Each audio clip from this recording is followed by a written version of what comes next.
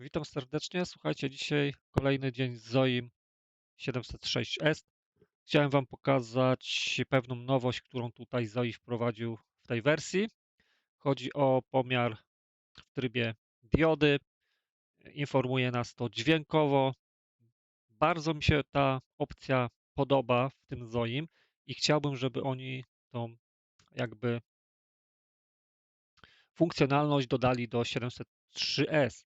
Nie wiem, czy to jest możliwe z punktu hardware'owego, czy tam firmware'owego, żeby to zaimplementować tutaj w 703, natomiast bardzo fajnie mierzy się diody przy wykorzystaniu tej nowej wersji. Pokażę Wam mniej więcej, jak to wygląda i o co chodzi.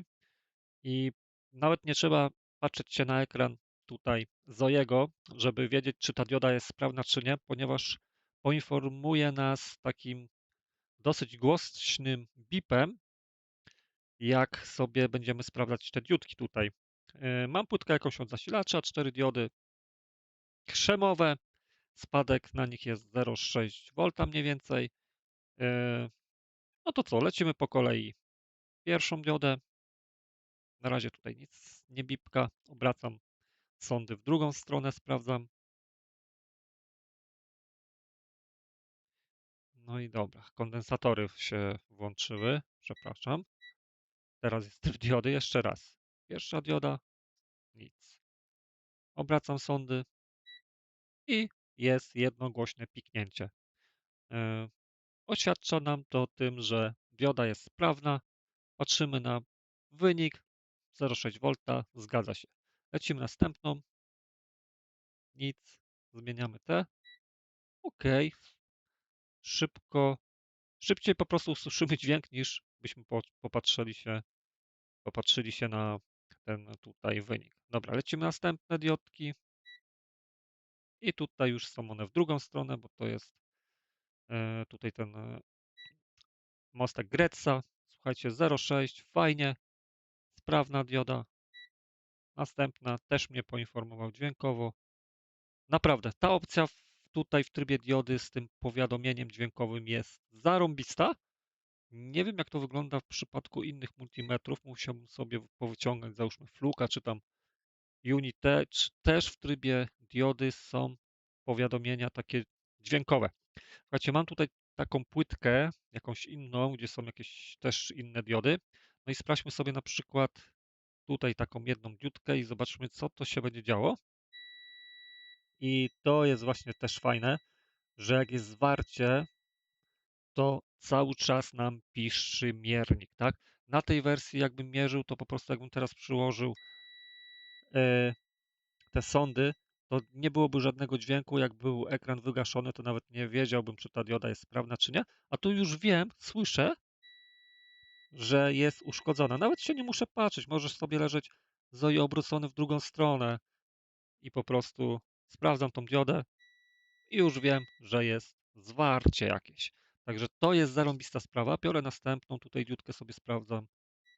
2 razy piknięcie. I tym razem było podwójne piknięcie. Myślę, że Zoi to zrobił w sposób taki, że krzemowe o spadku napięcia 0,6 to jest jedno piknięcie. Diody Schottkiego, które mają tam gdzieś ten zakres 0,2-0,4 V, to zrobił 2 piknięcia. Natomiast są jeszcze takie sytuacje, gdzie miernik piszczy 3 razy i tak naprawdę nie wiem już, o co tak dokładnie chodzi. Trzeba byłoby zapytać się Zoiego, żeby wytłumaczył dokładnie, jak tryb diody komunikuje się z nami dźwiękowo i co te dźwięki dokładnie jakby oznaczają. Także popatrzmy sobie jeszcze tutaj jakieś diody z energii. Jedno piknięcie było.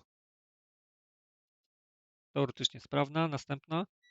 Też jedno piknięcie. Nie wiem, nie widzę wyniku. Zaraz zobaczymy, co tam będzie. Też jedno piknięcie. Tutaj nic. Obracam sondy w drugą stronę. Jedno piknięcie. Tu mam jakąś diodę też. Zwarcie. Czyli tutaj w ogóle mamy płytkę jakąś uszkodzoną. Ta jest sprawna dioda. Ta jest zwarta. Ta jest zwarta. Ta jest zwarta. 3 diody mają gdzieś tutaj zwarcie na układzie. No to lecimy sobie dalej z tymi zenerkami. Tu nic. Słuchajcie, to jest dopiero ciekawa sytuacja. Dioda Zenera, 3 krótkie piknięcia, jedno dłuższe, takie tit, tit, tit, tit. No to kurde, trzeba się zapytać Zojego. O, słyszycie? Staram się... Ty, no, to jest dobre. Nie no, muszę napisać do Zojego, o co chodzi. Chyba to słychać będzie, nie? Czekajcie, zobaczmy sobie, co w ogóle pokazuje wyświetlacz. Re- Dziwnie to reaguje.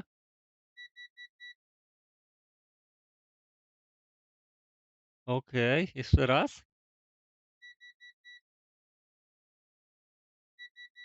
Mam nadzieję, że to będzie słychać. Jeszcze raz. 0,7. Dobra, zobaczmy sobie tu jeszcze jakieś te. O, tu też. Czyżby?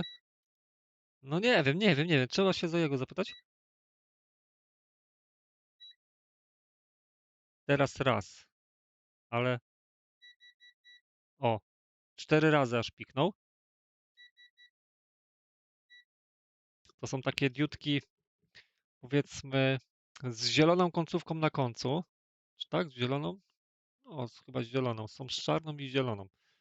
I na tej piszczy tak 3 razy króciutko i jeden taki dłuższy, nie? No, powiem szczerze, że nie wiem do końca o co chodzi w tym informowaniu dźwiękowym, ale napiszę do Zojego i zobaczymy, co on mi odpowie, jeżeli chodzi o ten temacik. Także jeżeli chodzi o te krzemowe i Szotkiego, to powiadomienie dźwiękowe jak najbardziej na plus. Bardzo bym chciał, żeby to było w wersji 703S. Myślę, że fajnie by ułatwiało jakieś takie pomiary diagnostyczne na jakichś różnych płyteczkach czy tam urządzeniach.